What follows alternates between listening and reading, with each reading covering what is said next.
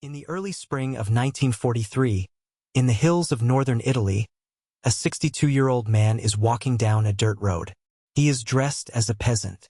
The clothes are too large for him. He has a wool cap pulled low over his face.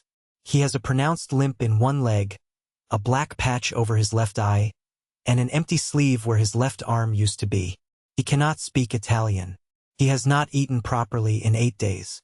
He has just tunneled out of a castle. The castle is called Vincigliata. It sits on a hilltop near Florence, and it is the most heavily guarded prisoner of war facility in Italy, because the men inside it are British generals. The man on the road has been their senior officer.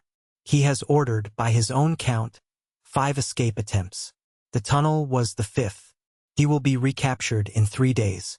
The Italians will catch him because, as he writes in his memoirs years later, the disguise of a 62-year-old, one-eyed, one-armed man with a pirate's eye patch and a pronounced limp was not, in his own words, particularly camouflaged. His name is Adrian Carton de Wiart. He is a lieutenant general in the British Army. He has been shot 8 times in 7 different parts of his body, across 2 world wars. He has lost his eye, his hand, and most of his hearing. He has survived a plane crash and swum a mile to shore in the Mediterranean at the age of 61. He is one of the most decorated soldiers in the history of the British Empire. He is also, by every measure of medical probability, a man who should have been dead for 40 years. To understand him, you have to start in Brussels in 1880. Adrian Paul Ghislain Carton de Wiart was born on May 5th of that year, the son of a Belgian magistrate and an Irish mother. The family was Catholic, comfortable, and respectable. When Adrian was 6 years old, his father's career took the family to Cairo. The boy grew up in the colonial quarter of an Egyptian city, speaking French with his parents, English with the British administrators, and Arabic with the servants and the street children. By the time he was a teenager, he had added German and Italian. By his 20s, he would add Polish.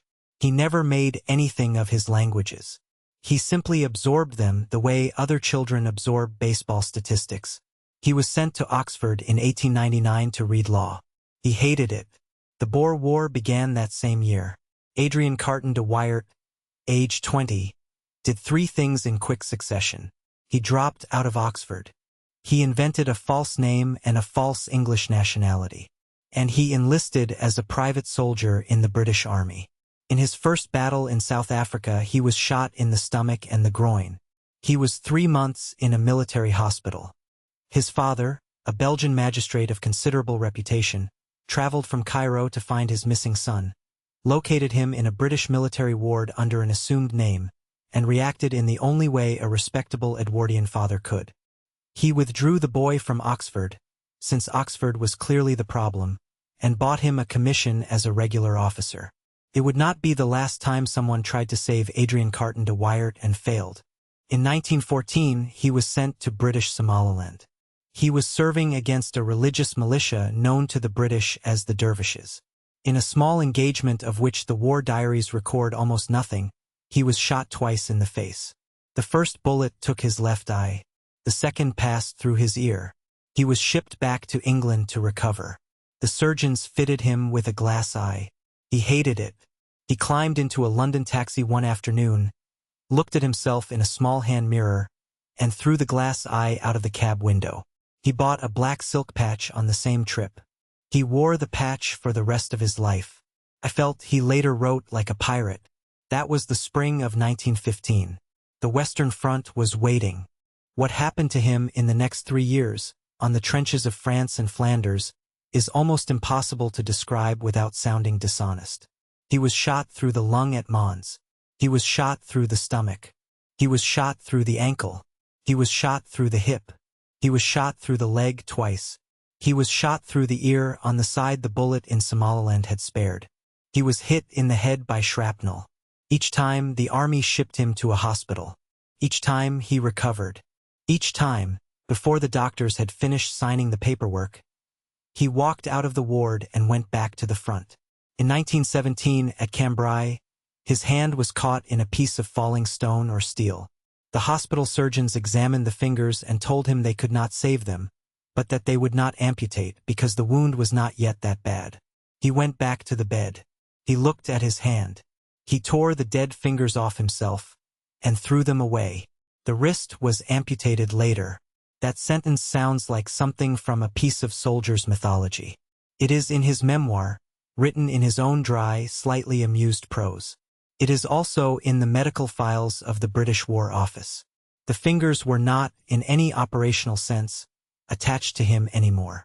In July of 1916, between two of his hospital stays, he had taken part in the opening of the Battle of the Somme. At a village called La Boisselle, for British battalions went into a German salient. By the end of the action, every battalion commander was dead. Carton de Wiart took command of all four. He held the position. He returned to British lines with what was left of his men. For that action, on the 9th of September 1916, the London Gazette announced that he had been awarded the Victoria Cross. The citation describes conspicuous bravery, coolness, and determination. It does not describe the eye, the ear, the lung, the hand, or the boredom that drove him back to a place where being shot was a daily probability. He read the citation in a hospital bed. When the war ended, he did not retire. He went, of all places, to Poland. He had been sent there in 1919 as part of a British military mission to the newly independent Polish Republic. He liked the country. He liked the hunting. He liked, especially, a country estate in what was then eastern Poland, on the edge of the Pripet marshes, where he was offered the use of a lodge and 20,000 acres of forest. He stayed. For most of the 1920s and the entirety of the 1930s, Lieutenant General Adrian Carton de Wiart, V.C., lived as a Polish country gentleman. He hunted duck and wild boar. He fished. He read. He wrote letters in 5 languages. He learned a 6th, which was Polish itself, and spoke it fluently enough to argue with his foresters. He was happy. He once said it was the only period of his life when he had been completely happy.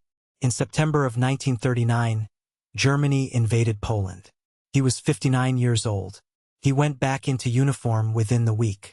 The British government, which had not forgotten the man who could not be killed at the Somme, appointed him head of the British military mission to Poland. He arrived in Warsaw as the Luftwaffe was already overhead. Within 2 weeks, the Polish army was collapsing. He escaped through Romania with a small staff and a single suitcase, traveling on forged papers, in the company of his Polish-Russian valet, a man named Vladimir who would not leave his side. He had 3,000 men, no anti-aircraft cover, no proper supplies, and a town that was on fire by the second day. The Luftwaffe bombed Namsos for 2 weeks. He extracted his force by sea under continuous air attack and lost almost no one in the withdrawal. The British press called it a defeat. The British Army called it a miracle of command. He was 60 years old. In April of 1941, he was flown out of England in a Wellington bomber on a diplomatic mission to Yugoslavia. The plane developed engine trouble over the Mediterranean. It came down in the sea, off the coast of Libya, a mile from shore. Carton de Wiart, aged 61, with 1 eye, 1 hand, 1 good lung, and the better part of 2 world wars still inside his body, swam for the beach. Vladimir swam beside him. They reached the shore. They were arrested by Italian colonial troops within an hour. Within a week, he was on a train heading north into Italy, into the prisoner of war system. He spent the next 2.5 years as a prisoner of the Italian army. He was held first at Sulmona in the Abruzzo, and then at Villa Orsini at Vincigliata, the old castle near Florence where the Italians had quietly gathered most of their senior Allied captives. The Vincigliata prisoners included Generals Neame, O'Connor, and Boyd. By any reasonable standard, they were the most important men in Italian custody.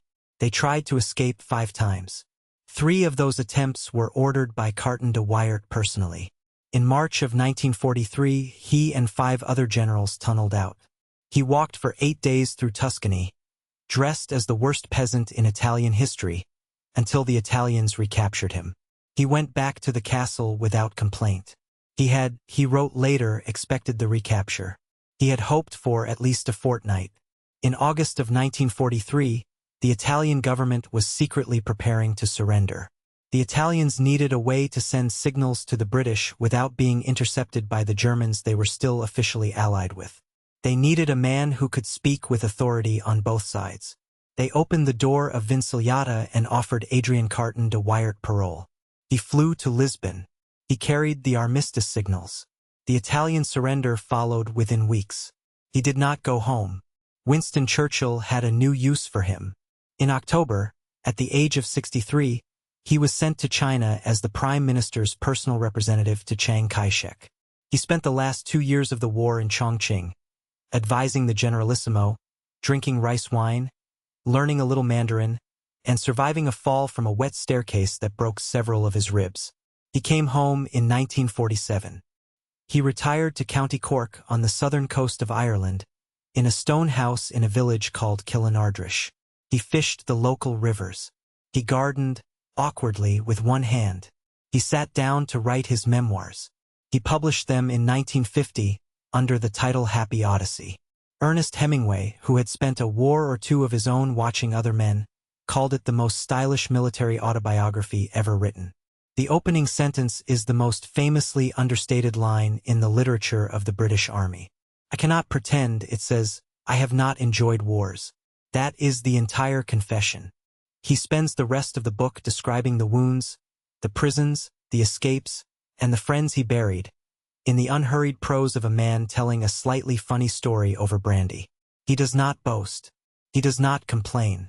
He does not, anywhere in 300 pages, suggest that any of it was hard.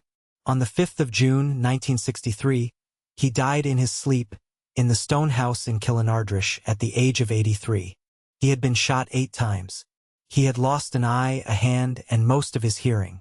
He had been blown up by shrapnel. He had been gassed. He had crashed in an airplane and swum a mile to a hostile coast. He had been captured, imprisoned, tunneled out of a castle, recaptured, and paroled to negotiate an armistice. He had served the British Empire as a Belgian-born volunteer in 3 wars across 6 decades. He had fought on 5 continents. He had spoken 7 languages. He had been written into the citation of the Victoria Cross before his 37th birthday. And in the end, the only thing that stopped him was a quiet bed in Ireland, on a soft June morning, with the windows open to the green hills. He had, by his own account, enjoyed it all.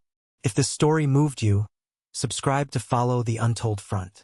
New stories every week.